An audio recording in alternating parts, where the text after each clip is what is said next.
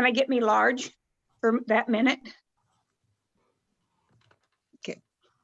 Hello, everyone. I'm Deb Streff. I'm the Conference Social Action Person for the United Methodist Women. I welcome you and I'm very glad to see you.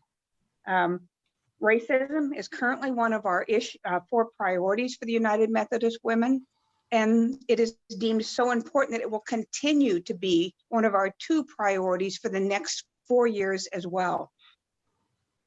I'm going to start with a prayer. Would you pray with me, please? Lord, guide us all today. Help each one of us to grow in our understanding of systemic racism. Show us and give us the courage to speak up. We cannot be complicit. We are here to do your work, Lord. In your name we pray. Amen. Amen. And our first speaker will be Sarah. All right. I'll let Sarah tell you about herself. Good morning. Can you make me host so I can share screen? Or co-host or whatever. Awesome. Thank you. I'm Sarah Rarrett, rhymes with carrot and parrot and ferret, but not spelled like any of those. And I am I still feel like the very new pastor at St. Mark's United Methodist Church here in Iowa City. The best place to be in a pandemic, I tell you. It is an awesome place. And I am so glad we have this technology, because if we were attempting to do this even in person, distanced, I would not be here this morning because my son tested positive for COVID yesterday. And so we are all, I tested negative the day before. My husband tested negative yesterday. We're still waiting for my other son. But we're all in quarantine because if one's positive, then we're all quarantined for 2 weeks. So that's not fun. And thank goodness he's a super healthy 16-year-old junior. And he's got all the electronics in the world. And I'm not sure that he minds for 2 weeks not being able to leave his bedroom. So you know, what I just ask you to pray that, pray for my family, that none of the rest of us get it, but especially my husband, because my husband is diabetic and has a lot of medical issues. And so I just would ask for your prayers that he stay safe, because the rest of us feel confident that we would survive, but we worry about him. Well, I am here to talk with you about this wonderful book called The Pushout, and it was the book for our mission study that was supposed to be Mission U this summer, but unfortunately, because of COVID, we couldn't do it, and so here we are. We're going to just give you a taste of it, and I believe I have. What's my time limit? When do I have to be quiet? So I just make sure. Unmute yourself, Deb, and then I can. You were so good. You're a good person to mute yourself. And now I'm.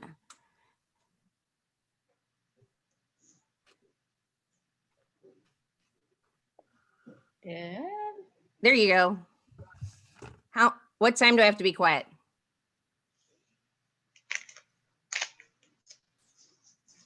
Dad, where are ya? I can see her. I'm trying. I Okay. got it now. About 45 minutes. 45 minutes. Okay, so a little before 11. Okay. Yeah, we'd like to have at least 10 minutes to do a little bit of discussion after your presentation. Gotcha. Okay. All right. So what I'd like to do, how many of you, if you could put in the chat, does everybody know where the chat is? If you go up and you see up to the more and you see the chat, can you guys hit that? Can you put just yes or no if you've read the book? just so I got a sense of how many of you have read the book. And then I'll know like how much of it to summarize and how much of it I can just discuss. That will help me out a lot. No, yes, no. Okay, awesome. Several of you have read it. Some of you, no, okay, so that's fine. We got a good mix, that's all right. So I've got some videos from it. I've got some, and I've got some basics. So, but I want to start with what I want to call like, I want to just invite you to put yourself into a moment of imagination. And I want you to sort of take some deep breaths and close your eyes. And imagine yourself as one of these 3 little girls at the top of the screen going to your first day of kindergarten. It's been a long time since you were 6, isn't it? It's been a long time for me. So I want you to just imagine that it's the morning of your first day of kindergarten. And you are so excited to go to school because you've seen your brothers and sisters that go to school, and you are the last and the youngest in your family. And you are so excited that finally, you get to go to Oh school. no, what happened? Oh. And finally, you get to be a big girl. And yesterday, Mama spent all day taking your hair and putting this wonderful smelling coconut cream in your hair and braiding it and putting these cute little beads in it, special beads that you got to pick out yourself at the store. And it took forever, but you were such a good girl because you were so excited for school and you wanted your hair to look perfect for school. So you sat so still and you were such a good girl and your hair looked so adorable. And that those little beads just click, click, click. And you just love the sound of those beads because, you know, it just makes you feel so cute and so perky. And you're just so happy this morning because you got your new uniform because Mama got you into this fancy school that, you know, and your mama has been telling you how blessed you are to go to this school and how blessed you are to, you know, you're going to have to really be serious and learn everything because this is a real blessing to get into this school. Oh, you're so excited. And you get to go on a bus. And you've never been on a school bus before. You've been on lots of, you know, regular buses, but this is the school bus. So Mama walks you down and holds your hand down the block past this big building that you live in. You live in this huge apartment building, just full of people that all look like you know, your friends, your neighbors, you know, everybody in the building. You know all their names and they know you and they're all telling you, oh, you look so cute. And they're all telling you how adorable you are and you're so happy. And you walk out the street and you're seeing all the other kids, most of whom are going to the other school. You're so lucky you get to go to the school that's a big special school. And, you know, you're feeling like, yay, I get to go to the special school. Look at me, I'm special. And, you know, they're feeling jealous and you know they're feeling jealous and all that. And you get down the block and you're like, oh, I get to go on this bus. And for the first moment, you're feeling like scared. But Mama looks at you and she says, hey, you know who you are. You be you. You just show them who you are. You go ahead and you be yourself and everything will be okay. And you're going to have a great first day. You get on that bus and nobody looks like you.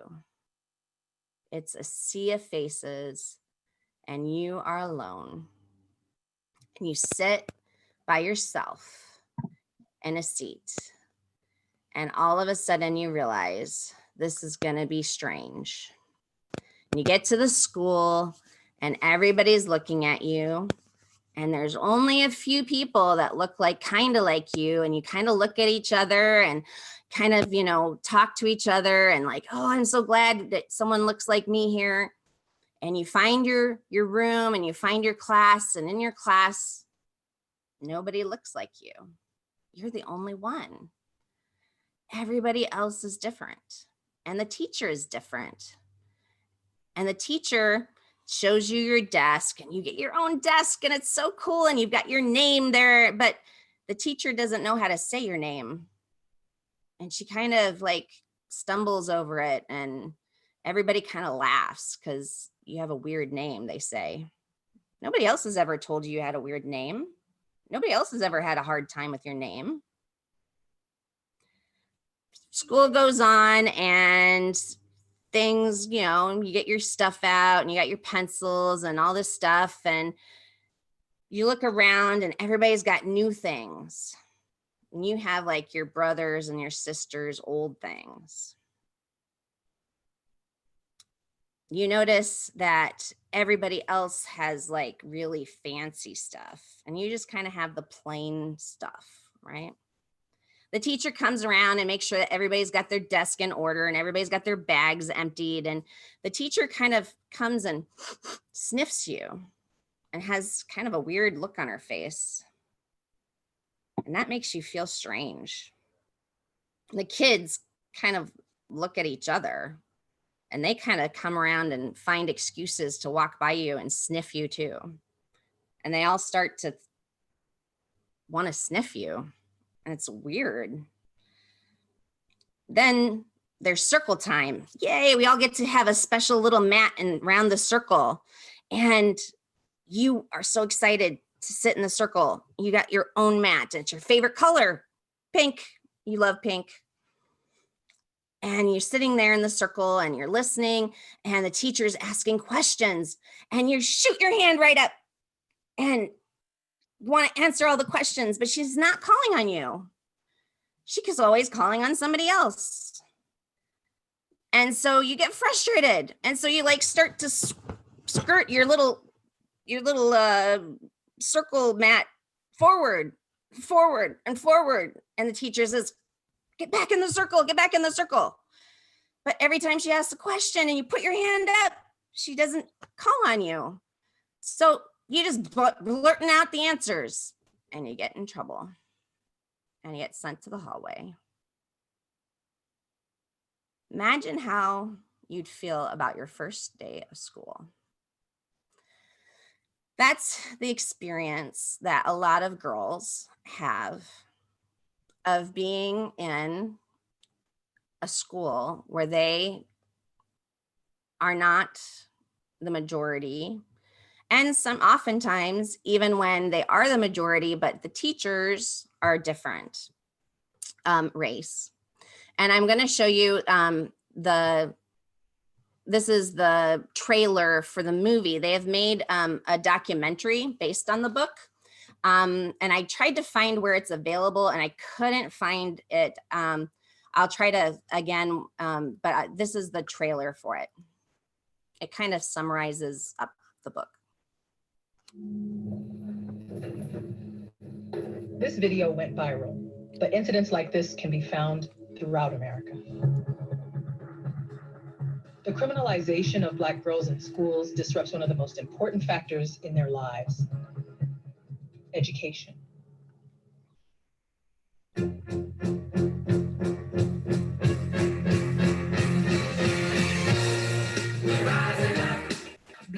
I would like for schools to become locations for healing so that they can become locations for learning. These young women, they are pushing up against racism, sexism, classism, homophobia, xenophobia.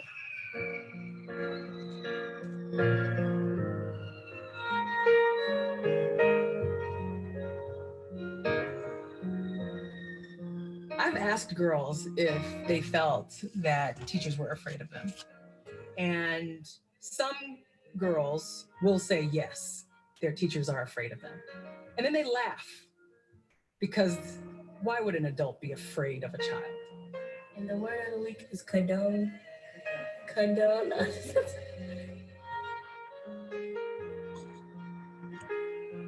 As a nation, talking about the school to prison pipeline for Black boys and Latino boys, but Absent of that conversation was how girls of color and Black girls in particular were being impacted.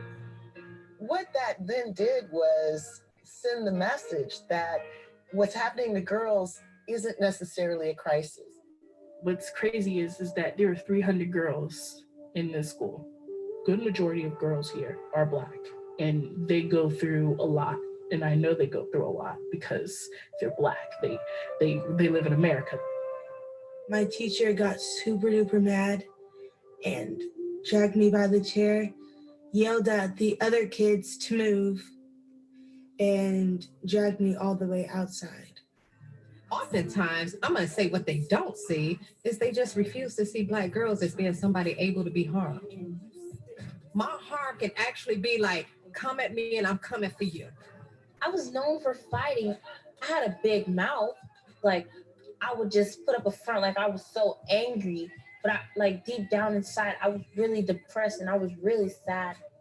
We know there's a higher number of assaults against Black girls. They're more likely to be trafficked. They're more likely to be molested. They're more likely to fall into so many different categories that affect their ability to learn. I actually got caught up with a pimp for like 3 days, but I knew it was like so wrong. Like I just didn't want to be here no more. You push a girl out of school and you push her into the streets. You push her into violence. You push her into trauma. Whereas I felt like we needed to approach any of our intervention from they are capable, they are strong, they are vulnerable. It matters. They are worth protecting. Even though you think you're doing racial justice work, you're not talking about girls. You're not doing racial justice work.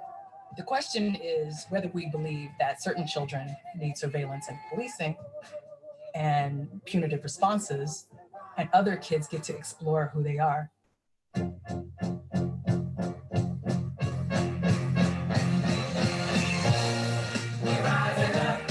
Black lives matter worldwide till the end of time. We rising up.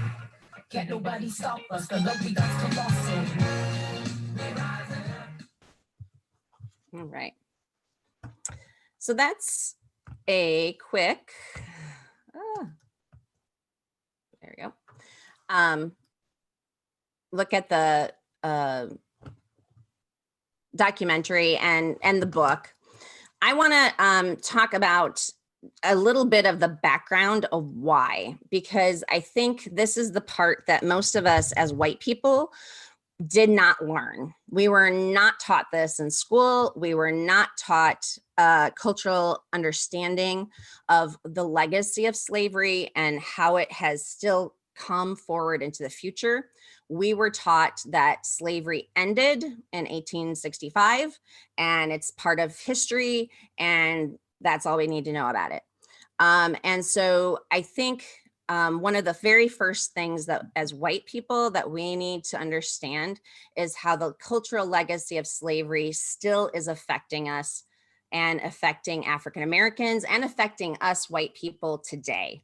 And so that's the part that I wanted to focus on the most about setting the stage for this book so that you can kind of get an understanding for yourself and to begin doing work in your own place and time. So let's think about the cultural legacy of slavery on Black women in particular. Slavery forced Black women to serve silently. You were to clean, work in the field, be quiet. You were to accept abuse silently.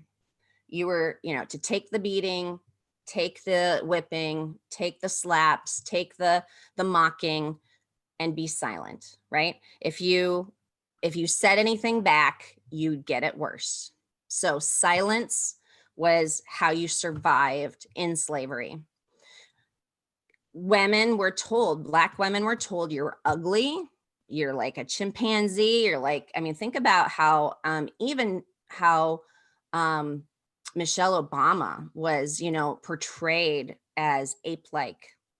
And at the same time, they were told that they brought it on themselves because they were so promiscuous and so sexual when they were abused or raped by, the owner or the owner's sons or the white workers on the plantations. They were taught to believe that they were less than human, and they were certainly not feminine, and that they did not deserve what white women had or how white women were treated. White women were put up on a pedestal and were treated with delicacy, right? Think of like the Southern Belle image, right? Which is very, very limited. Think about how few real Southern belles were. I mean, that's like the pinnacle of, just the very, very wealthy women. All of us think that every white woman in the South was Scarlett O'Hara. Well, no, there was only very few of those people. But that was sort of like, that was a image put out there intentionally about white women so that white women would be protected and given this curtain of deserving protection and needing to be defended by white men against Black men. And so that image of white femininity is a very racist image. It's a racist image about white women that was used against Black women and Black men. And we don't often recognize that at all. If you have questions, put them in the chat and we'll come back to that. And if you think about who the heroines were, the heroines in slavery times were the women who were defiant, the women who were defiant of the system and the people who ran it.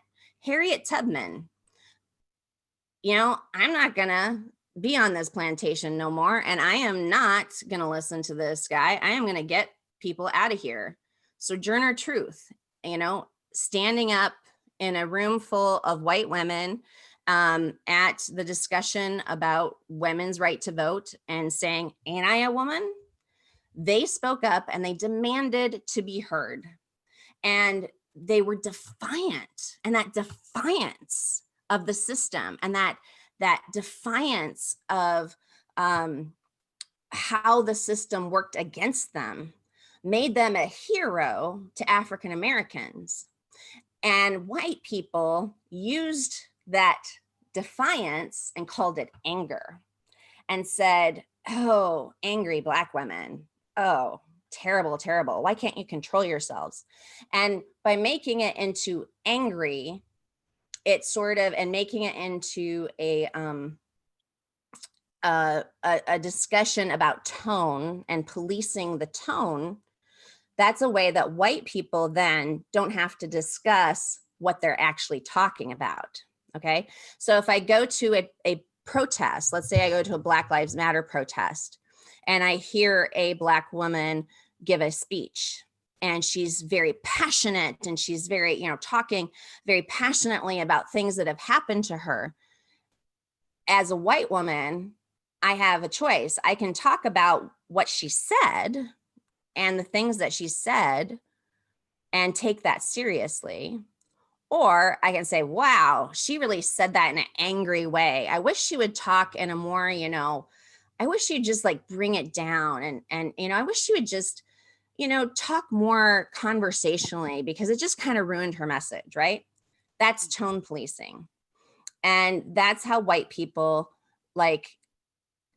take what Black people say and disregard it by focusing on the tone rather than on what their actual meaning is. And that's something we have to really be careful of as white people. So the cultural legacy of slavery on Black women was that to be defiant in their culture, to speak out and to be heard was to be the hero. To be loud was to be heard. To have attitude was to say, I'm not going to be invisible anymore. I'm not going to be, the one who stands in the corner and just serves anymore. I'm going to be me. to be flamboyant, to, you know, put on beautiful colors. And, you know, I think of Lizzo, and if you don't know who Lizzo is, you need to find out who Lizzo is, because I guarantee your granddaughters know who she is. To be flamboyant, to put on all the pretty things, is to say, you know, I am feminine. I am a woman. I deserve pretty things. I don't care what, you know, the culture says is pretty. I don't have to hold on to the standard of what is pretty for white women. Heck, white women, we can't hold on to the standard of white women, because, you know, the standard of pretty for white women is, you know, a size 0, right? Models. For goodness sakes. We're all getting screwed on that one together. Excuse my language.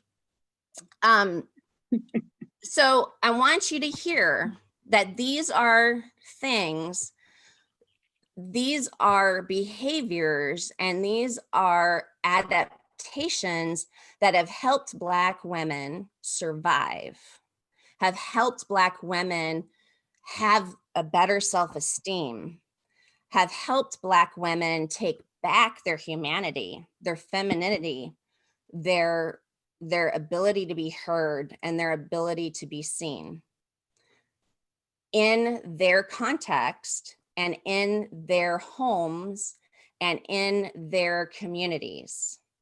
However, when they enter into the white community and in the white context, to be loud, we say, wow, that's really loud and that's really inappropriate. Change your tone. Go to the hall until you can, you know, talk politely. To say, when we say a girl has attitude, we're saying, oh, she's defiant. She's not, you know, being respectful of the teacher. Go to the hall, go to the principal until you can be respectful of this teacher. When a girl is flamboyant or dressed, we say that's inappropriate. You can't dress that way. And, you know, we have dress codes, and Black women's and all women of color, their bodies are much more policed. All women's bodies are policed, but women of color get policed even more, especially by dress codes and things like that. So these survival tactics that they used to reaffirm themselves and to bring themselves humanity in their community, in the school system, we white people, and especially teachers and administrators and so on, misinterpret them and see them in a different lens, because we're looking through the lens of whiteness, right?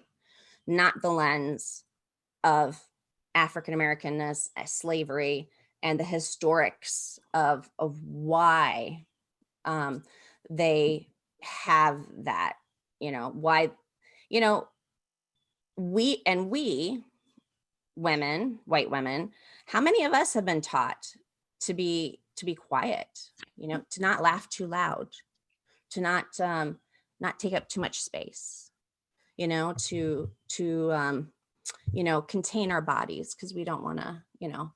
And a lot of times we women, white women, have so taken in those messages ourselves that we then put them on each other, and especially onto women of another color, because our racial bias comes out, and we add on top of the things that we learned that are appropriate, that we honestly deep down inside know suck.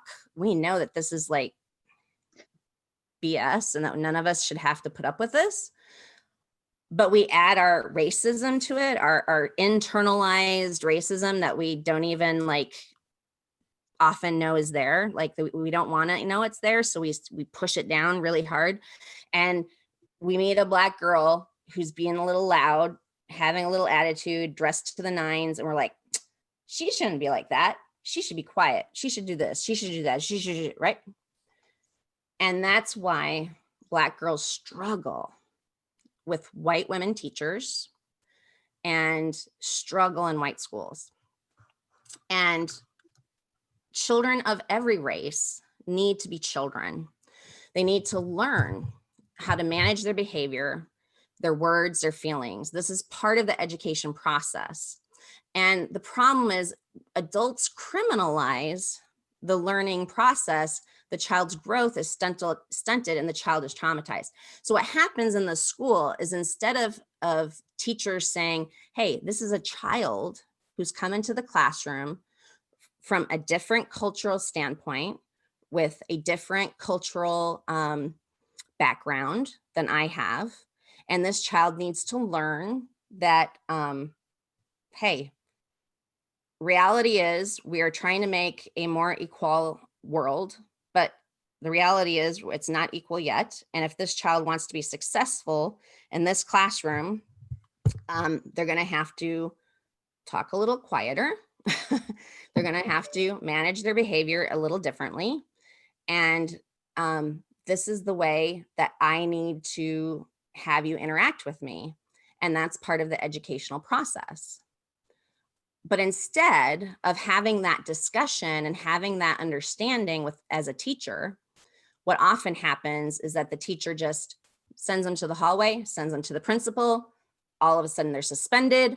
All of a sudden they're now go from suspension to some kind of PMIC or mental health center or behavioral health center.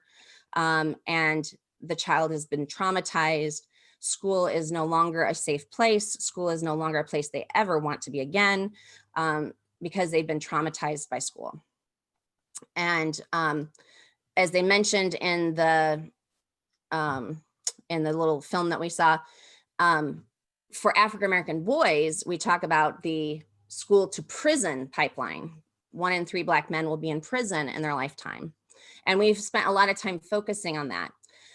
And Abraham's going to talk more about that, so I'm not going to say much. But for African-American girls, it's a different kind of pipeline. It's not necessarily school to prison, but school to confinement, detention centers, foster care, house arrest, electronic monitoring. In Iowa, we have PMICs, which is pediatric mental illness centers.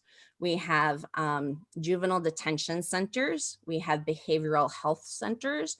We have lots of different kinds of centers that are all sort of designed around mental health and are supposed to help kids, but really, in essence, they're detention centers. They're places where kids are put away from the community because they're not meeting white expectations. And my husband happens to work at one of them. He works at Four Oaks.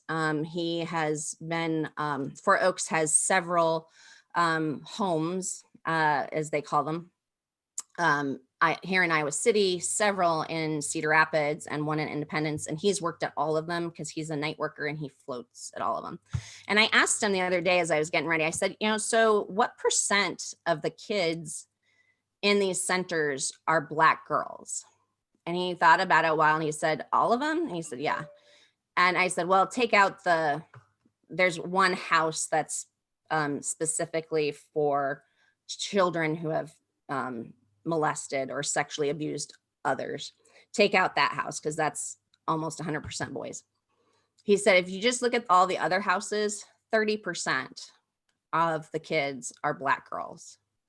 Now, Iowa is not 30% Black women. So that percentage is like way, way off for Iowa. So it shows that Iowa is for sure using those detention centers as a way of handling Black girls because we don't understand what's going on and we don't understand how to handle them. So I want to give a chance for you to hear Black women because I am not Black. I have 4 children that are Black, but and that's kind of why I got called to do this. I get called to do this a lot. But I want you to be able to hear from Black women and girls themselves. So I want to have just a series of 2-minute videos that I would like to show you. So here's the first one.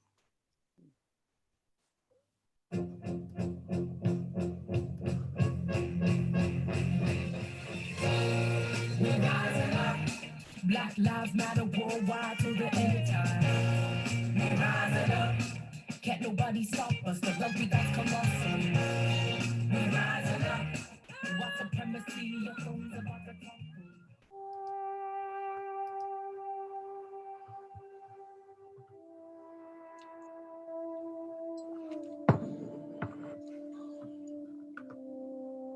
My teacher got super duper mad and dragged me by the chair, yelled at the other kids to move as she was dragging me to get out her way, and dragged me all the way outside. In my second grade class, everything I did was just like the slightest bit of me doing something wrong, like a normal 7-year-old would do, like getting up or on accidentally speaking without being called on. That would just result to me getting into big trouble, and that was just, I knew she was going to call my parents home, and I felt like that was just it. There was nothing I could do because my parents didn't believe me at home. She would come home and feel like the teacher, she would say, the teacher is just not nice. She doesn't like me, Mom. And then the teacher was calling me saying somebody's having this problem and that problem. And it just didn't make sense from the child that she was before, other than initially she's having an adjustment problem. And I really, unfortunately, looked to Samaya and not to the teacher. Mm-hmm.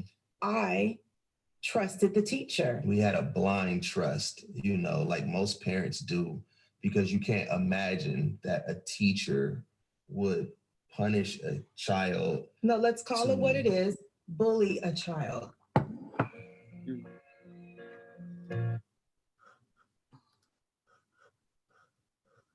Parents of a 6-year-old girl handcuffed and taken to the police department after a tantrum at school speak out. They want procedures changed by the Baldwin County school system and Milledgeville police so this does not happen again to another child. Fox 5's Angelique Proctor is live in Southwest Atlanta with the story. Angelique, good afternoon. Good afternoon, Buck. You know, we just wrapped up with a news conference here minutes ago. Delicious Johnson's parents are telling me that the Baldwin County school system still has not contacted them about this entire episode since it happened on Monday. The parents say they are so disturbed by what happened that they are not only withdrawing her, but her 9-year-old sister from the school system as well. Now, a police report indicates that this 6-year-old pushed other children and was throwing furniture around, trying to run away from Creekside Elementary School on Monday. That is when the school system called police. Now, Celicia's parents and the National Action Network say the school and the police overreacted by treating this child like a criminal. They say she will now need counseling. Every time she see a police officer, she think they're coming to get her. She can't sleep well, and I can't sleep without thinking about it. And every time she see an officer, she think they're coming to get her. Has she had nightmares? Yes. The principal said she was on her police. Why would she call the police? I'm not even doing anything. Did you ask her to call your mom? What happened? What did she say? She said no. She won't put me in the room by myself. Tell us about the handcuffs. What did they do to your hands? They hurt me. The little girl recounted what happened to her on Monday. Now, the school system said they tried to call the parents a number of times. The parent says that's what they would have preferred, that they be contacted first, that they deal with their own child. They say they had active phones. They never heard from the school system. They even questioned whether the school system called them at all. And it was the police department that finally got in touch with this child's aunt, picked her up from police headquarters.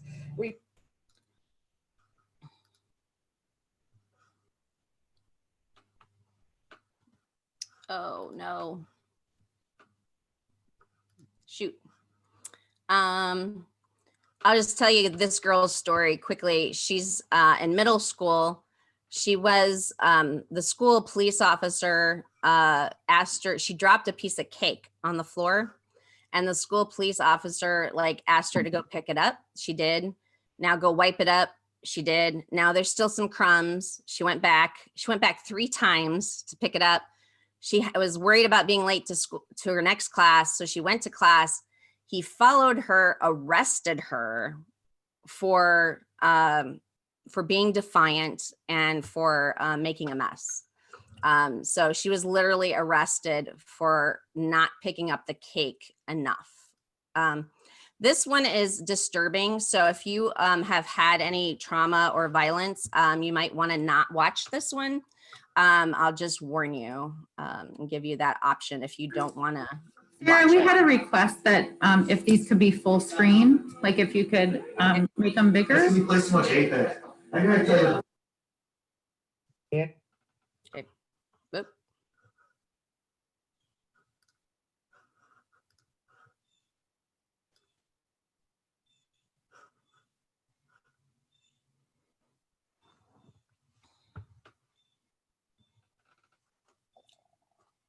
I got a student up here at Mesa View that is refusing to do anything anybody says. That's the voice of Farmington Police Officer Zachary Christensen, who walked the halls of Mesa View as a resource officer for the past 4 years.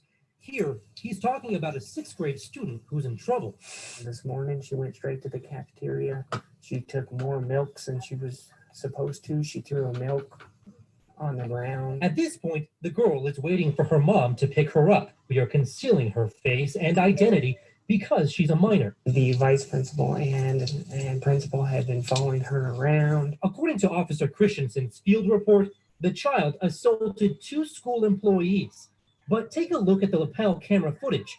This is what the officer claimed was the first assault, as the student walks past to the assistant principal. And this is what the officer says was the second assault. Can't push him out of the way. The girl tries to move past the principal to open the door. Then Officer Christensen loses his patience. Okay, I've had enough of this. Take your bag off. Take your bag off. You're done. You're done. You're done. You're not going to assault the principal. The officer's lapel camera is knocked to the ground, but a school employee repositions it, capturing what happens next. Put your arms behind your back. Put your arms behind your back. Ow! Get off me! Ow! Easy as you. Get off!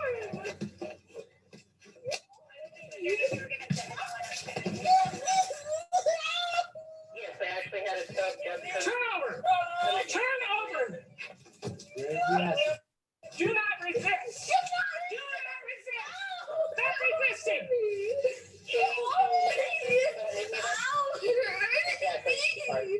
Stop resisting! Please stop resisting. Stop resisting! Just stop, man. Stop resisting!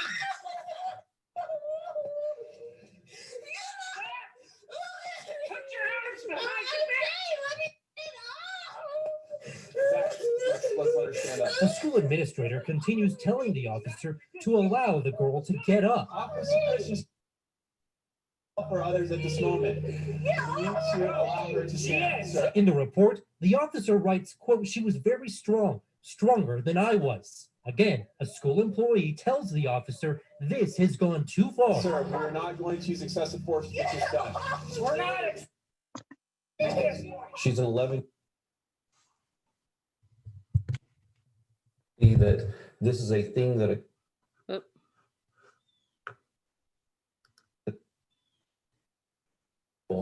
and it's a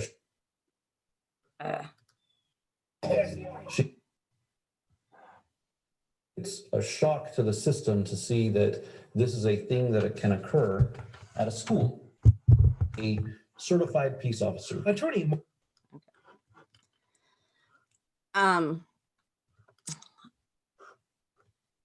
So I just want you to take a breath because that's pretty traumatic. And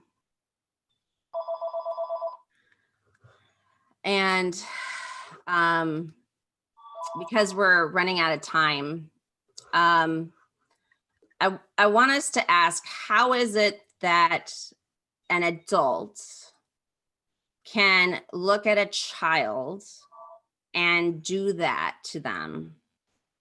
And one of the things that, one of the biases that we have against Black children, both boys and girls, is called adultification. And maybe if we have time later, I have a quick little video, but I'm wondering if Abraham might talk about it too, and because this happens with Black boys as well. We see them as much, much older than they are. They have done studies that have shown that white people look at a Black child and attribute to them the abilities of adults and the expectations of adults much earlier than we do of white children. We look at white children and we give them the benefit of the doubt. We see them as innocent. We see them as not as needing support, needing help, needing to learn. We look at children of color and we see them as guilty, as knowing what they're doing, as understanding adult topics, understanding things that even for their own age, they shouldn't know, and we shouldn't expect them to know. But we have this bias called adultification that we do to them. And so an officer looks at this 11-year-old girl and sees her as a threat, sees her as strong, sees her as defiant, and sees her as somebody he has to throw to the ground because she's adult-like to him, not an 11-year-old. And if I would dine to donuts, if he looked at an 11-year-old white girl, he would not see somebody that he would be afraid of. He would see a girl, but he sees a Black woman as in that 11-year-old, not a Black girl. Quick, I'm just gonna skip to the solutions. Steps that we can take in our context in Iowa: invest time and energy in racial justice, have a centered response to victimization. Remember that most of girls of color have been victims of trauma, victims of abuse, especially sexual abuse. We need to say in our schools, it is not okay for children of color to fall behind in grades, to fall behind in test scores. It is not okay. There is no permission to just fail Black kids. We need to understand the impact of dress codes on all girls, but especially girls of color. We need to, one thing that you could do is you could buy your teachers the book or the movie, and you could facilitate discussions, and you could have a showing. You could have the movie show the documentary in your UMW, in your whole church. You can invite your teachers to come to your church and watch it. You could talk with your church members about biases against children, adultification. We need to talk a lot about adultification. We need to talk a lot about our biases against girls of color, and the things that we still have our biases from slavery. And we can facilitate healing opportunities. You can work with the centers to provide mentoring, support, and stuff. I've got a couple of little maps here of the different treatment centers in Iowa, so you can kind of see, these are easily things to Google up. These are PMIC programs. One of my children went to Children's Square USA, and one of the blessings of that place was they partnered very closely with a local church. And he was there over Christmas, and they brought Christmas presents, and they had a Christmas pageant. And, the people of that church tried really hard to show those kids love and care. So that's something that you can do. These are the mental health centers in Iowa. those are the, yeah. And these are some of the other behavioral mental health centers in Iowa. So you can Google these things up. You can find out what's near you, and you can work with them and partner with them. All right. I'm going to look at the chat. If there's anything else that anybody would like to ask.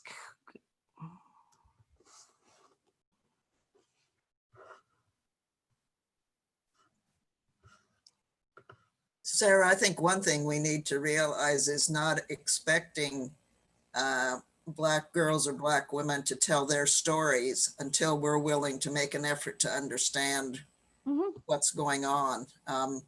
We happen to have 2 biracial granddaughters who are now 22 and 21, and they've been in predominantly white schools during most of their elementary and high school years. And it occurred to me that I never thought to ask them, how do you think you were treated in those settings? They both happen to be pretty assertive, confident young women, but what Sarah's describing not only happens to young girls of color, but to the kids from the poor side of the tracks, the tenant farmers in my time in school who were barely poor enough to make it. The situation with Black girls is something that needs to be considered on its own, but we need to be aware that we've mistreated people and classified people for years. Yeah, it's intersectional, right? It's about class, race, gender. There's a section in the book about, which I just didn't want to bring up, about homophobia. And, so there's all these different layers, and it all comes together, and it all comes together in policing of tone and etiquette lessons. And we use words like etiquette and social niceties and things like that. And those are kind of code words for saying, well, they're just not, they're different, and that's sort of like how we as white people sort of like put people down, when they don't meet up to the standards of what is really upper class white, heterosexual, all those things. Any other comments? Thank you, Gladys. PMIC is Psychiatric Medical Institute for Children. Thank you very much for correcting me. I get that wrong all the time, even though I've been in. Sarah, have your children experienced these prejudices in the school system? Oh, yes. Oh, yes. My children very much, I would say that I was much more worried about my boys.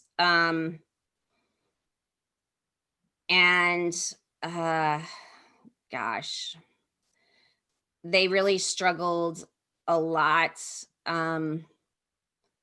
especially with bullying. And we basically left an appointment, and I was appointed to independence. And the reason we left for that appointment, I didn't ask for a move. I just shared with my friend who was Black, who happened to also be a DS, that my kids refused to go to the school anymore, that they were going to open enroll to Cedar Falls because they were so bullied, and the teachers were so incompetent, culturally incompetent, that my kid just said, I can't go to school. And so I was talking with, and that's why we got moved to Iowa City, because the school was so bad. The teacher, and a lot of it is just incompetence. It's not outright wanting to be mean. They just didn't know any better. The teacher would do really dumb things like, they're having a class discussion on slavery, and then turn to my son, who's the only Black kid in the whole school, and say, and what do you think about slavery, Samson? It's like, like he's going to represent all of Black people everywhere. And, you know, he didn't want to be put on the spot.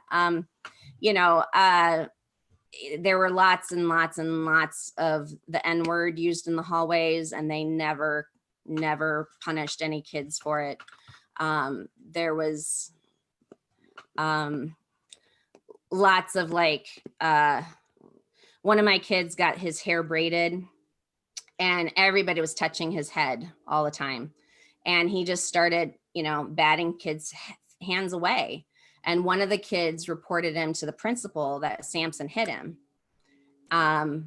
because he was like, you know, going to touch his head. And he got called to the principal's office, and narrowly, like he was like, they were contemplating suspending him. And I kind of went off and said, oh, no. You're going to, that other kid you're going to talk to, not my kid.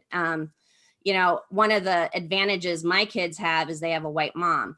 And, you know, and I want to say that is a very big privilege. Black kids who have Black parents, their parents have to go in front of a white administrator, and they don't want to be seen as the angry mother, you know, the angry Black mom.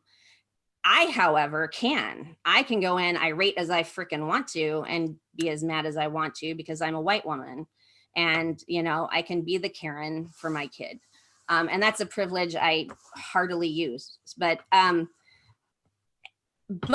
just want to say, I want to point that out, that I understand that's a privilege. And I understand that a lot of Black moms can't do that. And so you all, though, could befriend a Black family, and you all could become the grandmas, the aunts, the adopted family member of a Black family. And you could go with them to the principal's office, and you could be the one who's the angry one. Okay. You see what I'm saying? Because that angry Black woman thing is really hurtful and is really a trope that hurts women and hurts our sisters. But you, as a white woman, you can go in and you can lay it down for a white administrator and say, hey, now, let's think about this. And you can call it out. The biggest racist incident, well, it's not the biggest, but I'd probably say one of them was one of the most obvious ones. My son and his best friend was 6 inches taller, was white, 6 inches taller than him and 50 pounds heavier than him, went to the YMCA in Okoboji, Iowa to play basketball. And they were in this little side gym where it was just the two of them, and just the two of them playing each other. And you know how boys are, and they're gonna they're gonna smack talk each other because they're friends, and that's what boys do.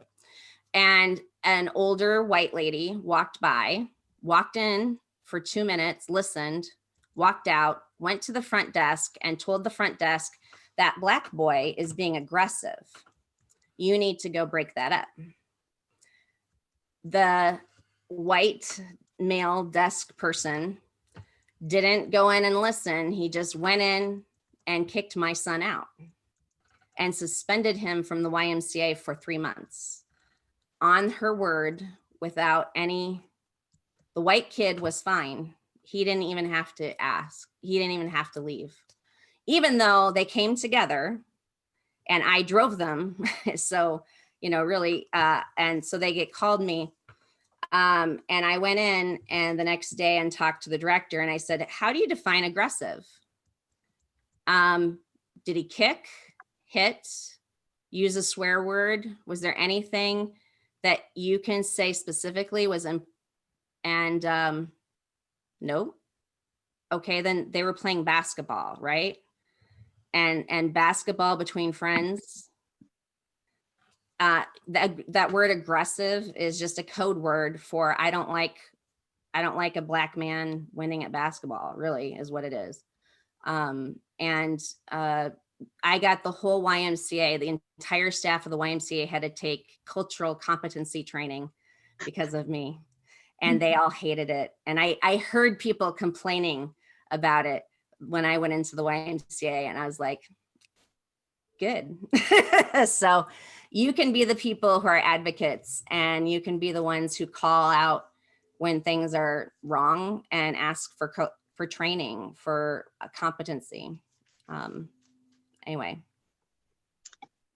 Thank you so much, Sarah. There's so much information there, and I hope that people will get the book and read it.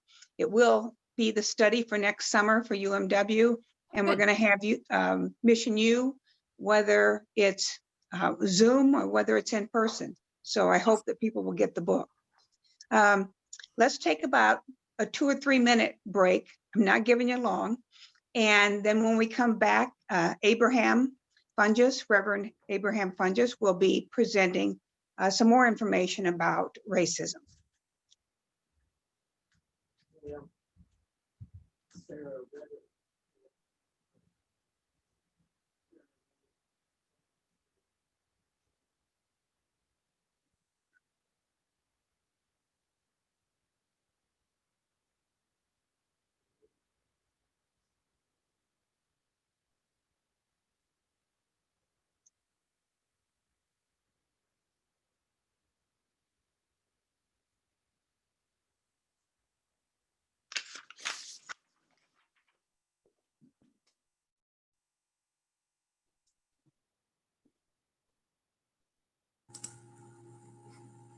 Sarah, could you pass back over the host capabilities for me? Thank you.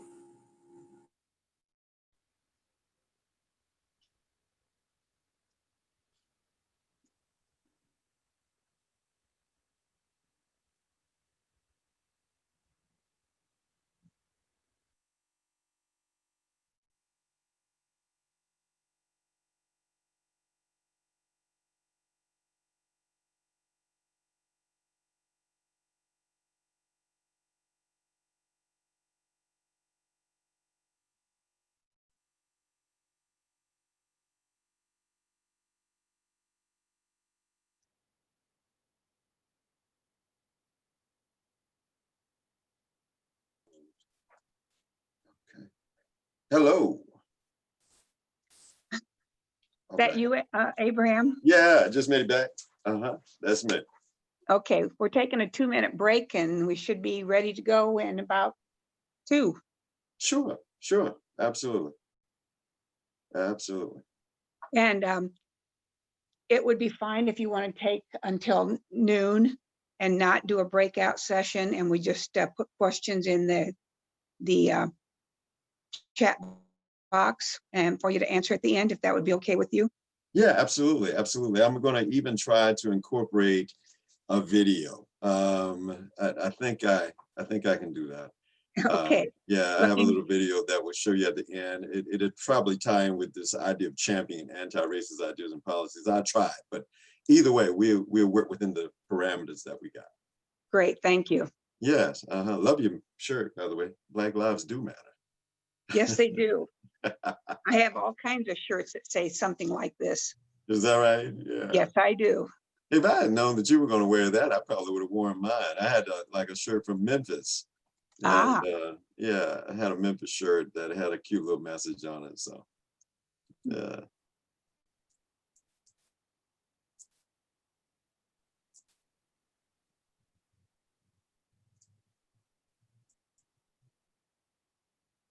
Oh, someone, okay.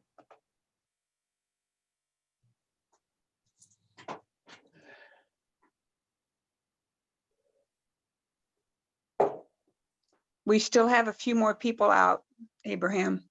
Sure.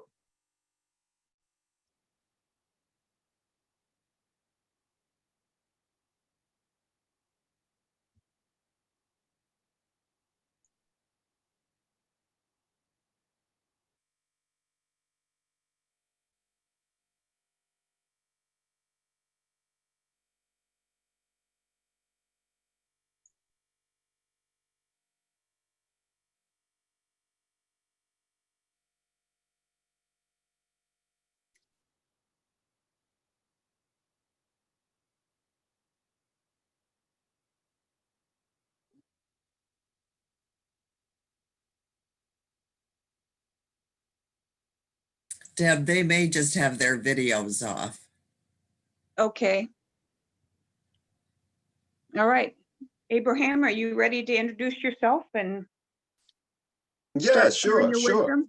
All right. Yeah. Well, first of all, thank you so much for the invitation. It's always a fun opportunity to present to United Methodist Women.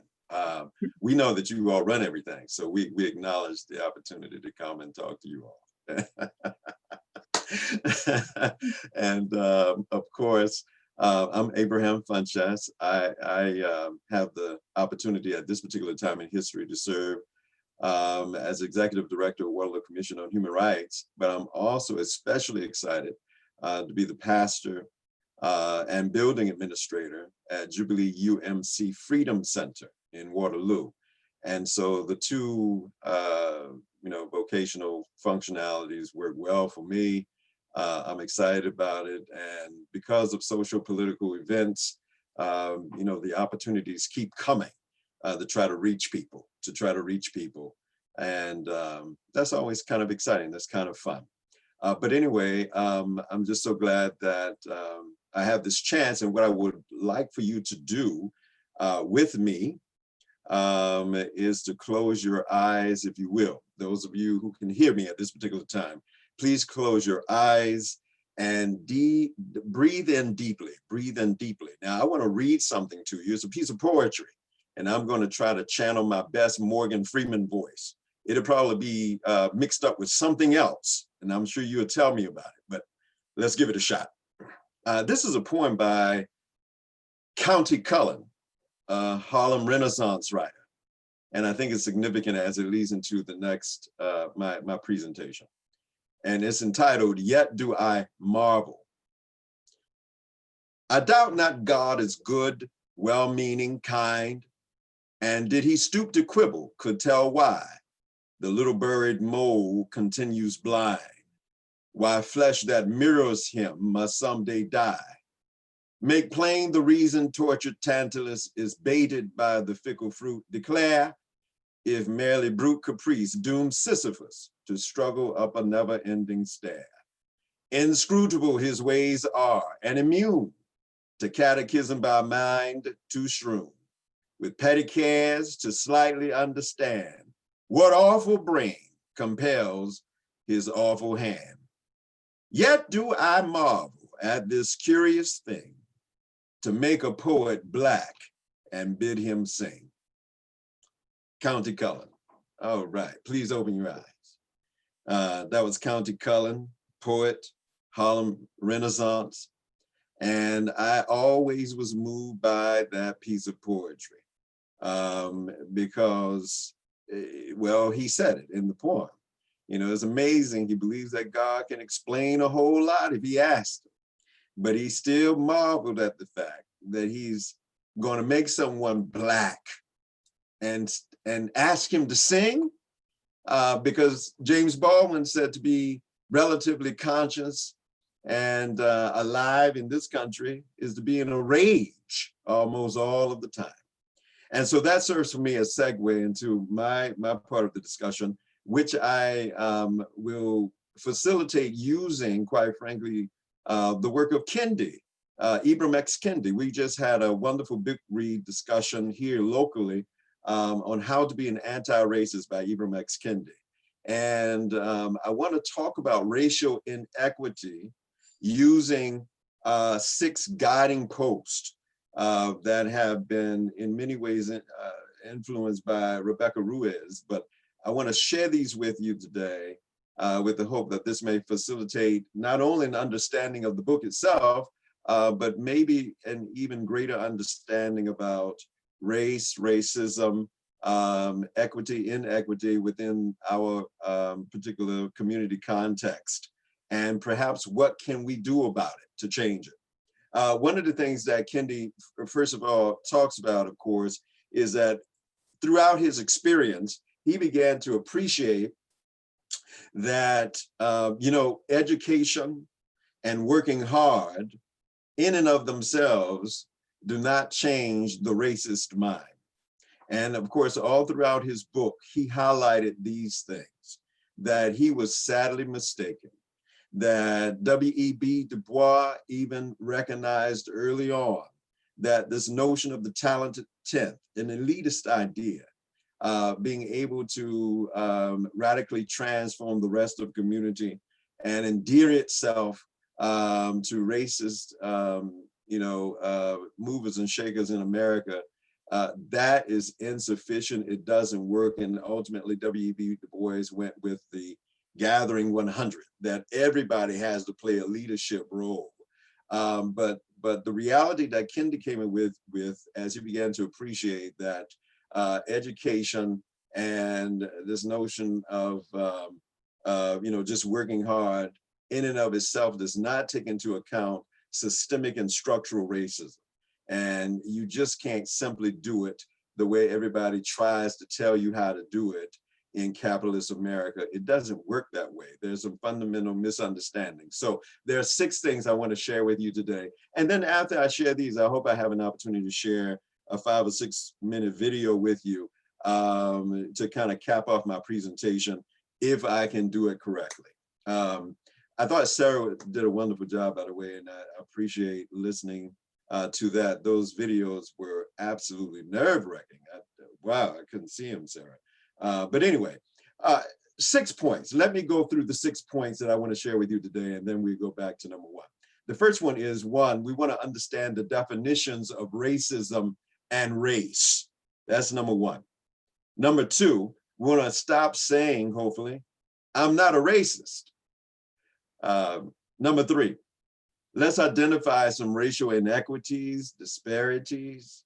That's what good anti-racists do. So identify racial inequities and disparities. Number 4, confront the racist ideas you've held or continue to hold. Number 5, understand how your anti-racism needs to be intersectional.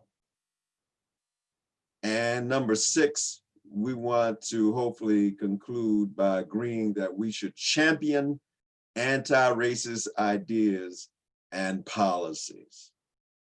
All right, going back to number 1, understanding the definitions of racism and racists. Well, Kendi does a remarkable job in the book. And for those of you who are unfamiliar with this read, this is the book, at least this particular edition of it. And it was an interesting read, How to Be an Anti-Racist by Ibram X. Kendi.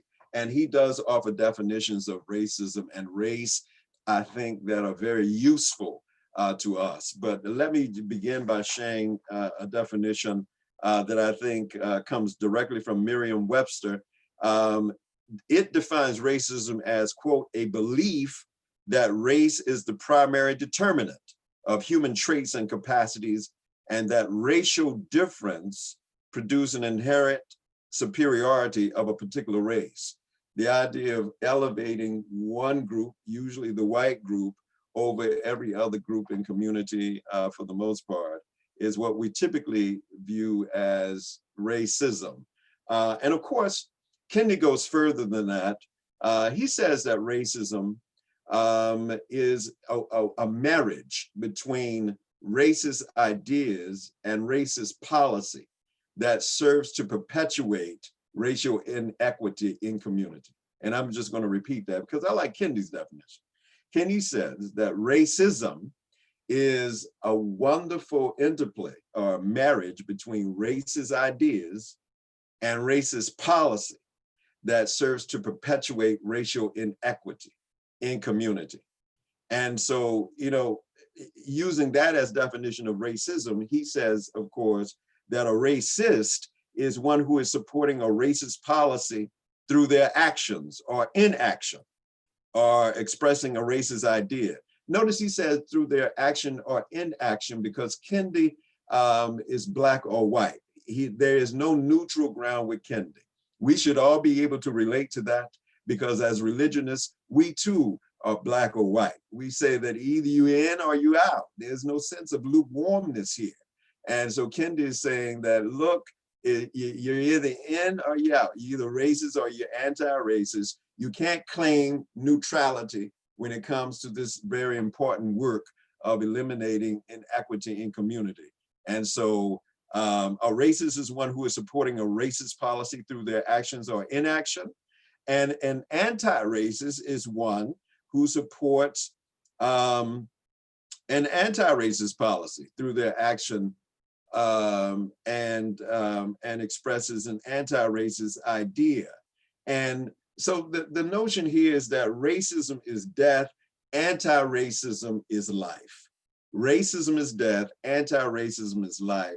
It's an either or, is a binary construct, but I think it serves our purposes well here in terms of really trying to grab the attention of the listener who may be moved in any way whatsoever to actually listen. The first duty of love is to listen, and then maybe there's an opportunity to invite someone to be a part of a coalition of workers that actually tackle inequity in community. So understand the definition of racism and, of course, racist. Number two, stop saying I'm not racist. So this is one of the things that Kendi kept referencing throughout the book, because obviously a lot of people say that I'm not racist, but yet they seem to perpetuate racist ideas and racist policy all throughout community. And one of the other things too that Kendi acknowledges, which has been highlighted, is that he says that Black people can be racist. Now, admittedly, there were some people that took issue with that because they had been trained in critical race theory. And critical race theories, for the most part, postulate that Black people can't be racist because there's this notion of prejudice plus power. And for the most part, Black people are alienated from the system because of racism, you know, because Black people have no power. Kendi argues that, yes, Black people may not have complete power, but Black people do have limited power. And he began to highlight names like Clarence Thomas, Supreme Court Justice now, but before he was Supreme Court Justice, he was on he was chair of Equal Employment Opportunity Commission, and not a whole lot was done under his watch. Kendi would probably mention Ben Carson, who is over HUD, because he's rolled back some of the affirmatively furthering fair housing policies. Certainly people would identify that as being a racist activity. Some people even look at Daniel Cameron, the Attorney General over in Kentucky. It didn't seem as if he did much to give the grand jury much to work with when they were trying to evaluate whether the officers were wrong in the killing of Breonna Taylor. So these are just three isolated events. Keep in mind, this is extremely minuscule in the grand schema of things.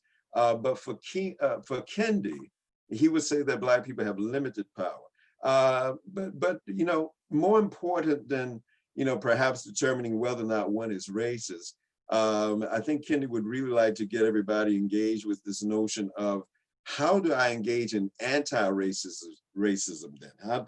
How do I begin to work in an anti-racist way so that I can begin to eliminate the inequities that are present in the local community. All politics is local, perhaps in some ways, in many ways, obviously, but so that will probably be the biggest challenge. And he says that if you are claiming that you're not racist, it suggests that you're not open. Your claim of not being racist is probably the biggest barrier to really beginning to open yourself up to understanding what the possibilities are in terms of working with people from different stripes, hues that point out when policy or certain activities are in fact racist. So the admonition is, let's stop saying I'm not racist. Number three, identify racial inequity and disparities. One of the key points that Kendi makes all throughout the book is that anti-racists cultivate the practice of identifying racial inequity and disparities. Let me just make sure that we're all on the same page, by the way. He points out clearly too in the book that race race is not a biological construct. It is a social-political one. It is a power construct nonetheless, but it's a social-political one. Man made it up. And so the hierarchy that we see at operation within the context of these United States of America is a power construct that has been built by man. Even when we look at scripture, and we can go to Acts chapter 17, it mentions one blood from which all of humanity has sprang. And so the great news that we can share as believers, as folk who say we have the faith, is that we've all come from one blood, and that the racism that we experience in community can be unlearned, can be dismantled, because it does not emanate from God. This is something that man put into place. But in order to dismantle it, we have to better understand it. So anyway, we have to identify the racial inequities and disparities. That's point number 3. And of course, it's in politics, healthcare, criminal justice, education, income, employment, home ownership. We could go on and on and on. It's easy to Google these spaces and places where inequity resides. That's not really hard to identify. It is the understanding that goes along with the identification of the inequities that makes all of the difference in the world. One of the things Kendi points out later is that what's the point of knowing about the inequity if you are determined not to do anything about it? And of course, we see that right now the nation is ferociously divided. And when we talk about inequity, especially racial inequity, we know that Black and Brown were present in one part of the vote, where a significant number of whites were involved in the other part of the vote. And so the racial inequity, this notion of racism has manifested itself even within the 2020 presidential election. And regardless of who ascends to the presidency, although we seem to understand now that that President Biden may be moving in as president-elect, there's going to be a lot of work to do. We're not just going to readily escape from all of the things that many might have considered to be racist policy and rhetoric over the last 4 years overnight, just because we have a new president. No, the nation is horribly divided, almost right down the middle almost. And so we've got a lot of work to do. What an anti-racist does first and foremost is identify racial inequities. And here's an example of racial inequities. Just something to think about. Back in 1935, when Social Security was first developed, it was not designed for Black people. Domestic and agricultural workers were excluded. The majority of them obviously were Afro-American. And because they were excluded, even though they said it wasn't based on racial identity or anything like that, it meant that Black workers had less opportunity over the course of decades to accumulate savings and wealth compared to white workers. The same thing can be done, with the GI Bill and some other things that were established in the early 30s. But whites were privy to all kinds of benefits that afforded them the opportunity to move into houses, get loans. The same things were not offered to Black people at that time. And it set up this hierarchy, which established the structure that has been indelibly in place, unfortunately, ever since then. And these things make a difference in terms of who ultimately has wealth and who doesn't, who ultimately can own a home and who can't. It may even say something about educational bearing, because where one lives is typically where they have opportunity to go to school. Those in poor neighborhoods don't have access a lot of times to the best schools because of taxation. Obviously, there's also white flight that accompanies this notion of getting out of poor neighborhoods, which affects, quite frankly, all kinds of infrastructure and other kinds of development within the community. And so these are systemic problems, and they won't just disappear. What's problematic is that a lot of our white Christian brothers and sisters today have a faulty way of looking at race and racism. There's several books, but obviously there's a book entitled Divided by Faith by Michael Emerson and Christian Smith. They are sociologists, but they certainly believe that race helps determine life chances, life opportunities, social relationships. We all know this, but to hear it spelled out is a difference maker in a lot of ways. It affects life chances, life opportunities, social relationships.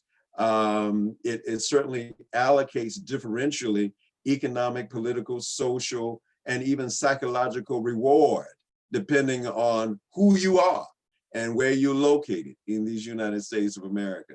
And race, though it's not a biological construct, certainly has profound social political ramifications that affects everyone. The mistake, some would argue, that maybe Emerson makes this case or Smith makes this case, but Christians tend to say that no, it's not the system, it's individual, because we have an accountable individualism framework by which we look at a lot of things. Individuals exist independent of structures and institutions. Therefore, the burden is on the individual. The individual is the building block of all the systems. You change the individual, and then the community will come. And of course, we know from practical experience that that is not true. That doesn't work. And boy, I really appreciate, is that Crystal that is putting those notes in the chat? Thank you, Crystal, I appreciate it. But yeah, so we know that that's faulty.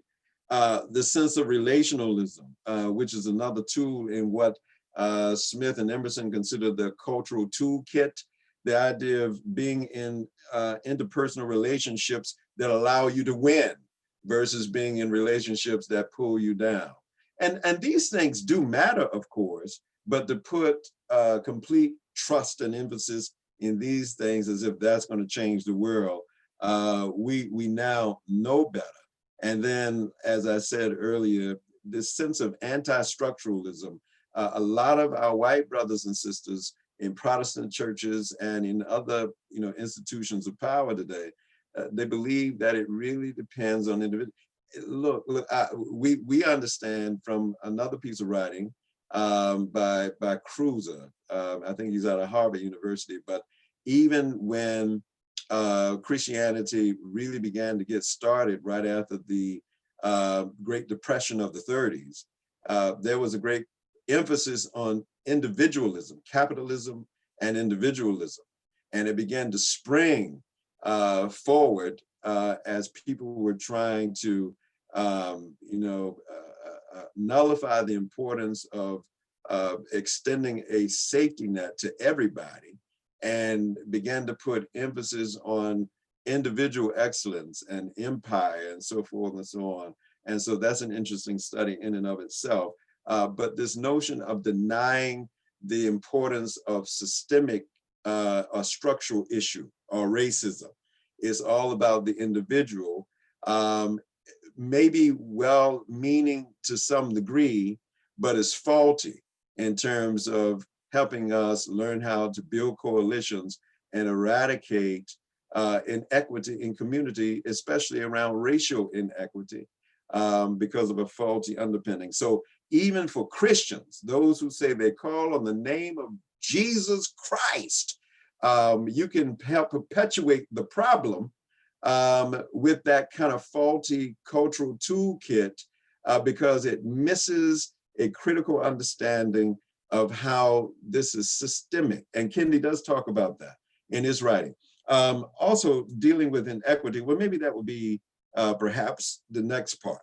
Let's go to confront the racist ideas you've held or continue to hold. Sarah, I think, did a wonderful job of hitting on this point. And so I would just like to just ask you, challenge you to really reflect upon what Sarah was sharing. What she shared serves as foundation for what we would consider to be, the challenge to all of us. Confront the racist ideas you've held or continue to hold when you see the social political realities that we saw as evidence in those many videos that she showed. We saw with our own eyes. And quite frankly, this is why there's such a resurgence of wanting to examine race and racism in this country, because we saw with our own eyes what happened to Floyd when the knee was on the neck for 8 minutes and 46 seconds. And it seemed like it was an eternity that went on because we saw it with our own eyes. It seemed to hit people differently because even though we have always talked about state-sanctioned destruction of Black bodies, brown bodies, this kind of thing, and could provide data that proved it time and time and time again from the very foundation of this country, by the way, that goes all the way back to 1619. Nicole Hannah-Jones, she will be presenting to us. And of course, she's a Waterloo native. She's the one that's pushing the 1619 project. She's from Waterloo. She will speak to us on December 10, International Human Rights Day. So there'll be more information coming out about that. But even though the data is there, people do not appreciate, how, or maybe they don't care to get involved in dismantling racism or racist ideas. They don't believe that there's systemic racism. Joni Ernst said that.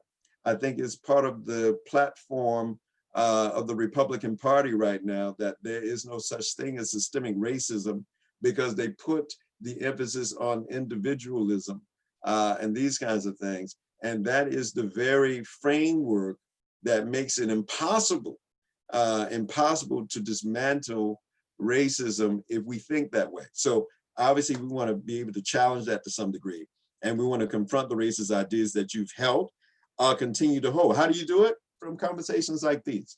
Hopefully we can supply data that will allow you to examine some things on your own.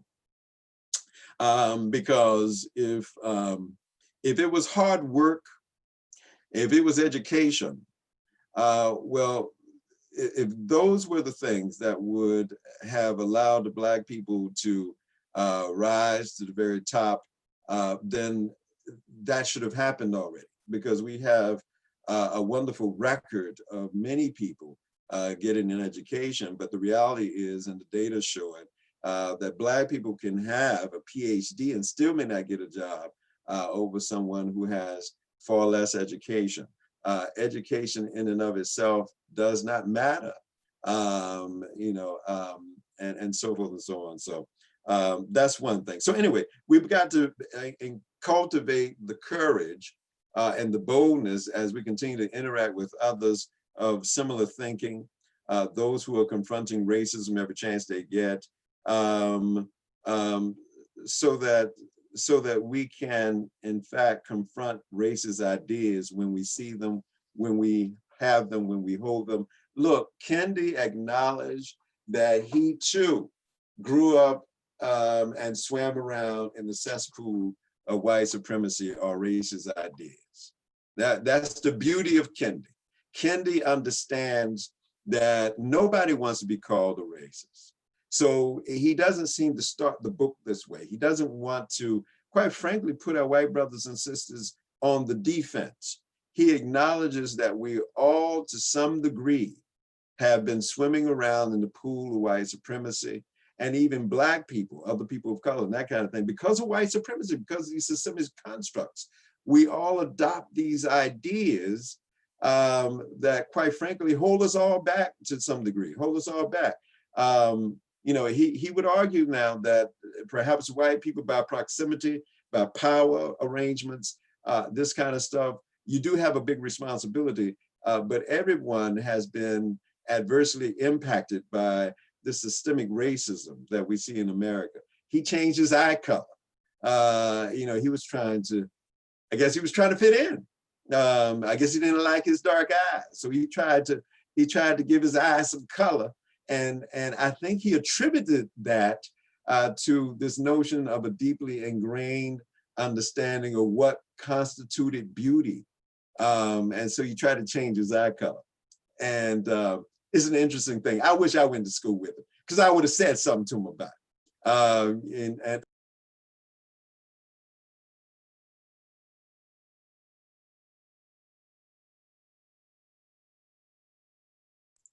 he had an opportunity to go to Hampton because apparently his father wanted him to go to Hampton. That's what we learned early in the book, but he ultimately goes to FAMU. And I went to Hampton. That's why I know the dad is brilliant, but he went to FAMU and turned out to be quite the scholar. And so we're glad that he wrote this book, obviously. Let's move on to number 5, by the way. Understand how your anti-racism needs to be intersectional. One of the things that Kendi says is that he used to be racist, sexist, and a homophobe. And, I think more of us within the church probably need to acknowledge this along with Kendi, that we may be harboring racist ideas and that we are sexist and that we're homophobic. And it is only through, intention and, educating ourselves as we talk more with neighbor that to try to rid ourselves of any ideas that stem in large part from racism, racist thinking that prevents us from having meaningful conversation with our neighbor, whether it be Black or brown, whether it be woman, whether it be someone who is gay or transgender or queer. And it's not something that people easily do overnight. It takes time. One of the things that Kendi does mention in the book, we all know, we're on a journey. We're on a journey. And we want to do the best we can to live on this journey as we press towards the high calling of God through Christ Jesus. We want to press knowing that we might make mistakes. We slip, we fall down sometimes, and we get our knees all stained in the quicksands of yesterday's miseries. But the point is to get back up. Proverbs always says, you fall down 7 times, but you get back up again. You get back up again. This is what we want to be the hallmark of our relationship with God, that we may fall down, but we're able to get back up again. We are on the spiritual journey. We are constantly migrating, and hopefully we're pressing towards the mark of the high calling of God through Christ Jesus. So we're being motivated to become more and more like God. And we know that Ephesians chapter 5 says we need to walk in love. And so those of us who are taking seriously the invitation to engage in introspection, self-examination, we make the Lenten season much longer than it really is in the first part of the year. We are developing a relationship where we realize we have so much more growth to grow if we're using, in fact, Jesus as our mentor, if we're actually looking at the great teacher of hospitality, if in fact we really do want to cultivate the practice of contagious hospitality, extravagant generosity, who is our guide? Who are we using as our guide? I want to read something to you here, which for me models racial insensitivity. The reason it's been chosen is because when Dr. King wrote Letter from Birmingham Jail, he indicated, of course, that he was disappointed in the white moderate, the white liberal, because they said the right things, but they never really seemed to do anything. And of course, if we're going to fight racism, we need people who are committed to action. If you're going to be an anti-racist, we need people who are committed to action. And at that particular time, people were saying that, look, King, you know, you're moving too fast. You're being unwise about this. King was disappointed because he said that you're looking at our actions, but you're not even examining the root as to why we're acting in the first place. You're not saying anything about why we are doing what we're doing. And what King was doing was protesting and organizing protests to bring more attention to the racist policy of his day. And one of these people who was a part of these preachers was Billy Graham. Billy Graham. So Billy Graham, you know, of course, you know, definitely demonstrated some racial sensitivity in terms of, you know, making sure that his, you know, his crusades and that kind of thing were interracial and this kind of thing. But with respect to changing policy, this is where a lot of people stop, and we think we're falling short. Lip service is one thing, but actually moving to change policy is another.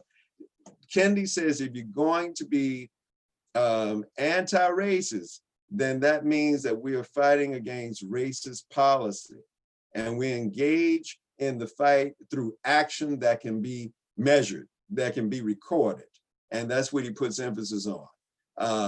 And so remember, racism for Kendi is this interplay, this marriage between racist ideas and racist policy that serves to perpetuate racial inequity within the body politic. And so the emphasis is on, in many ways, the policy pieces. He also says racist or racism, you know, is not necessarily, look at races as descriptive, not pejorative.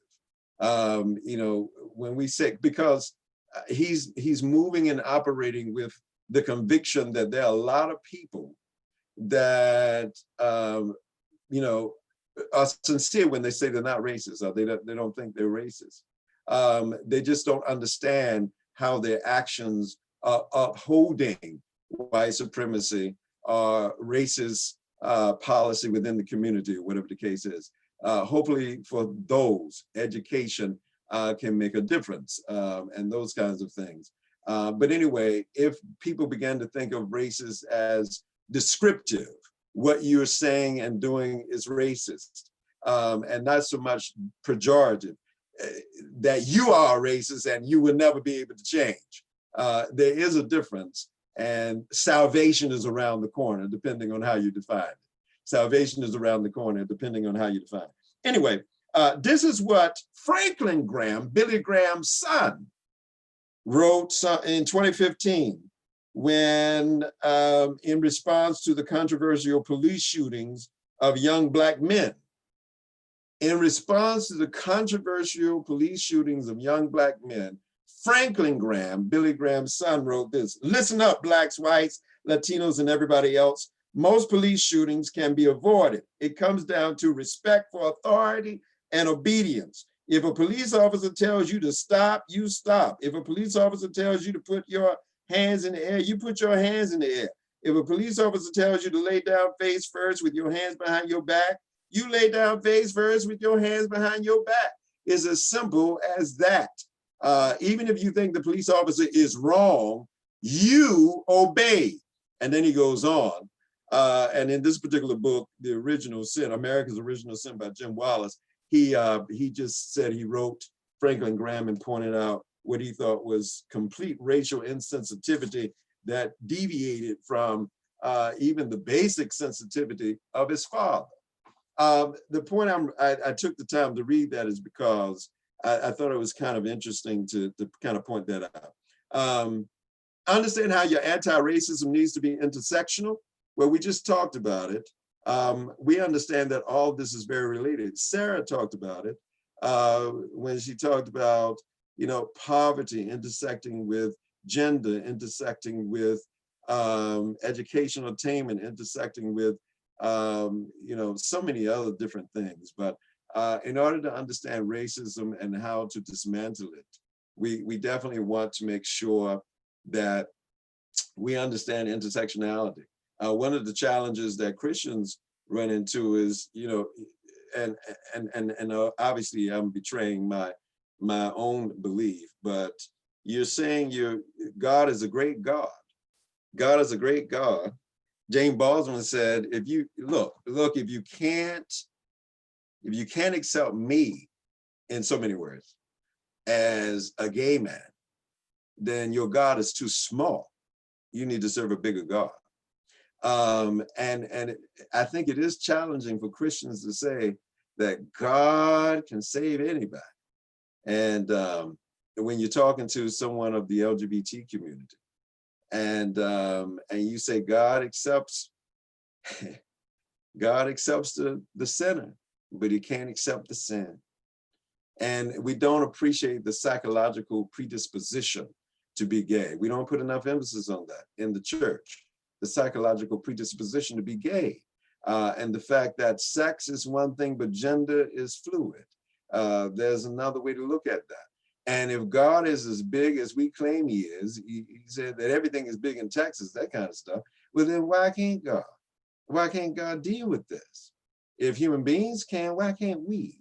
It just seems, kind of crazy and contradictory when we're talking to people. They're baffled and confused. And then we demonstrate that we're baffled and confused, because what's incredibly frustrating a lot of times is when you talk to a Christian who is young in their own development, and then they change maybe 10 years later, they move in that position. It's growth, but because they started off so fiery and so wrong in so many ways, how many people have we hurt in the interim? That's why it's so important that we engage in the Lenten season and the cultivation of self-examination and introspection early on, because at the end of the day, we don't want blood on our hands, because we've helped contribute to the death of so many young soldiers out there. And it's something that we really need to think about. So understand how our anti-racism needs to be intersectional. We need to be sensitive to all of these intersections. Intersectional was a word that was first coined by a sister named Kimberly Crenshaw, intersectionality. And it had a lot to do with Black women who are women and Black. They're woman and Black. And now intersectionality is used to point out the intersections with so many other things: geography, race, gender, class, so many other things at the same time. Number 6, champion anti-racist ideas and policies. What is the point of coming into some degree of awareness if then we can't back and champion anti-racist ideas and policies? First, you've got to identify where the inequities lie, and then you've got to engage in the anti-racist struggle to show how we can make a better community then, how we can make a better tomorrow. What's the point of having the Imago Dei in our lives and going around saying that greater is he that is in us than he that is in the world if we can't make an impact in our community when we're talking to people? What is the point of it all?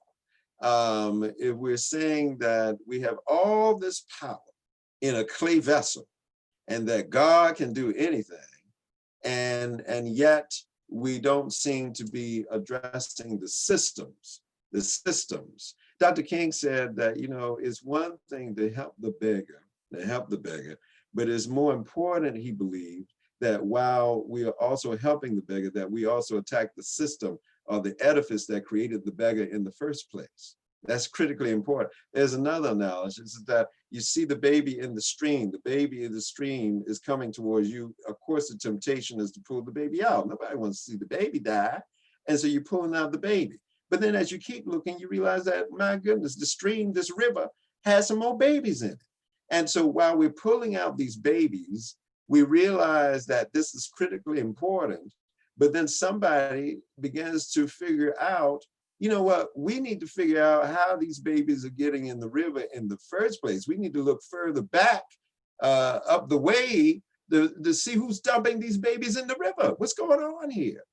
Because you don't want to just simply keep pulling the babies out of the river without trying to figure out, why is it happening in the first place? This is dangerous. And this should be our attitude, obviously, with racist ideas racist policy. One of the things that was so dangerous about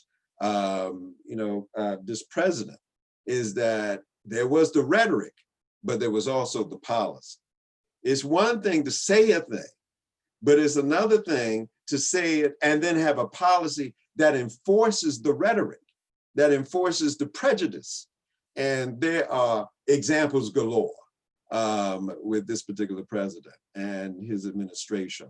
And so again, this current electoral cycle is exhibit A in terms of manifestation of rhetoric matching policy that devastates people's lives, And quite frankly, we see the great divide in terms of the way the American people voted.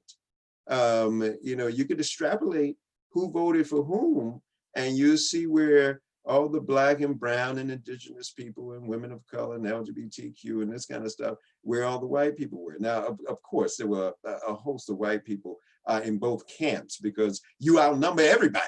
You got the numbers, no question about it. But I think that's very telling. So anyway, if you would allow me to, I would like to suggest that there is an opportunity to show something. I hope I can do this. Do I share screen? Let me see. Host is able. Oh, okay. Can you enable it again? Can you enable the screen so I can share your brief video? Ms. Deb, can you share the? Uh-oh, I can't hear you. You should be able to share your screen now, Abraham. I can? Okay. Made you the host. Okay. All right. Well, let me see if I can do it. It's a little video. See if we can get this going there.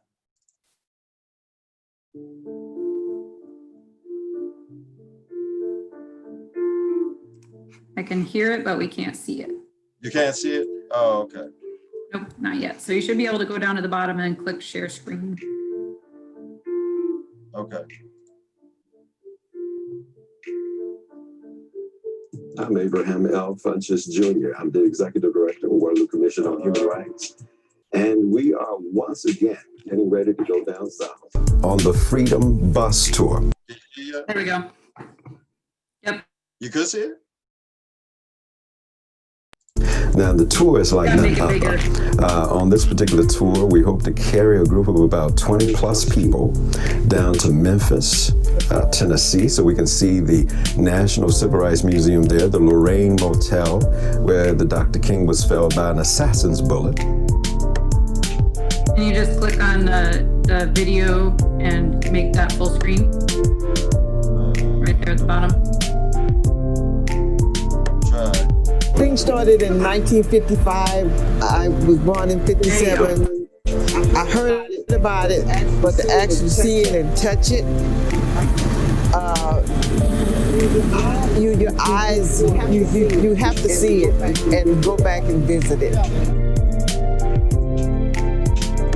And then we want to go down to Montgomery, Alabama. There in Montgomery, there are two new civil rights, human rights sites that have been erected by the Equal Justice Initiative, founded by Brian Stevenson. And we want to see the National Memorial for Peace and Justice, also affectionately called the Lynching Memorial.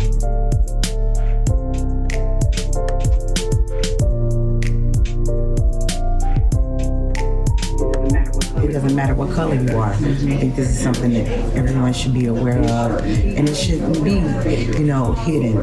These are things that need to be brought to the light. These are things that children need to know. I'm sure these are things that a lot of the specifics aren't in our history books.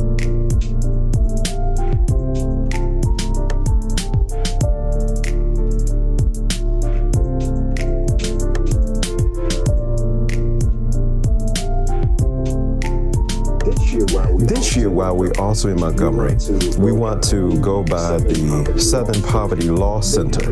They have a civil rights memorial over there as well, so we want to check that out. I also wanted to learn how our history has shaped what's going on in our country now.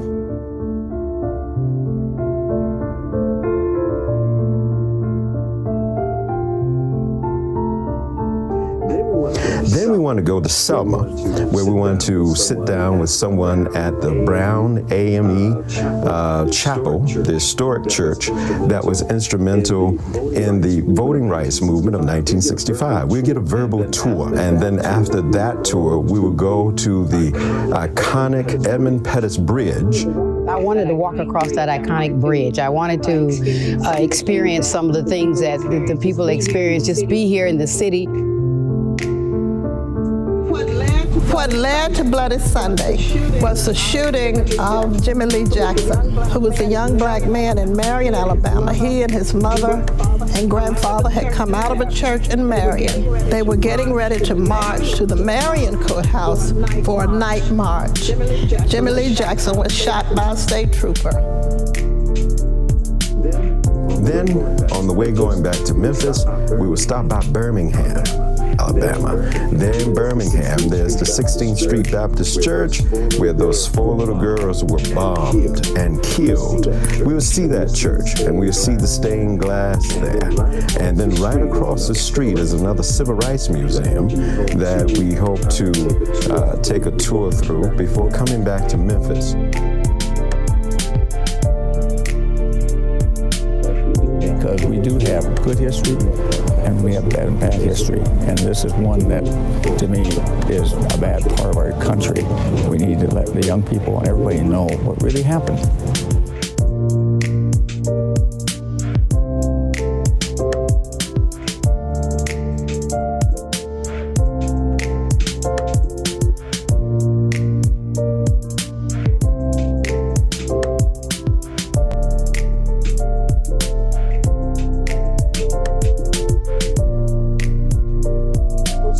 Also in Memphis this year, in addition to the National Civil Rights Museum, we will get a chance to explore the Rock and Roll and Soul Hall of Fame. And so this will be a wonderful additional treat for those persons who are going.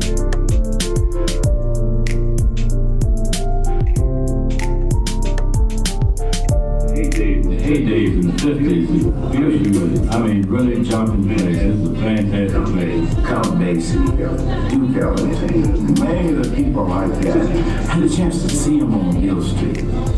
Just walking around like regular people. There was nothing that I wanted to say more than be on the street.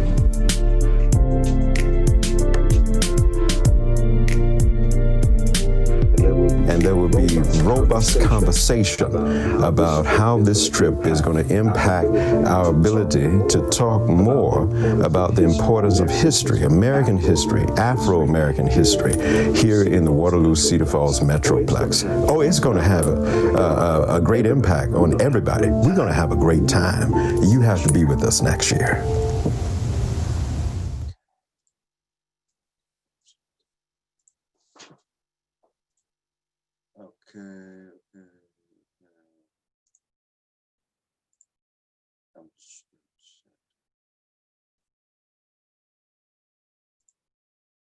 Hello?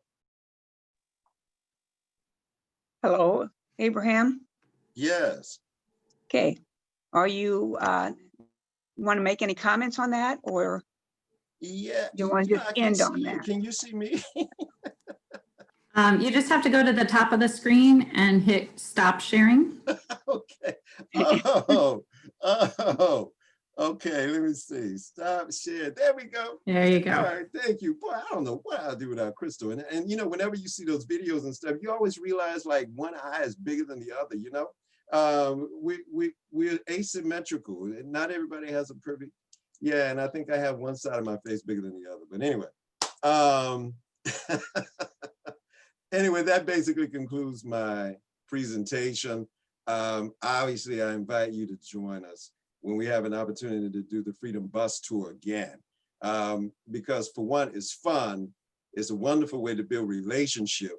And I think that is a way that serves as foundation to help us champion anti-racist ideas and policies, because we will begin to understand the foundation of the story, and we'll be able to connect experiences, to policies that actually did happen, like the 1964 Civil Rights Act, the 1965 Voting Rights Act, the Fair Housing Act that came in 1968.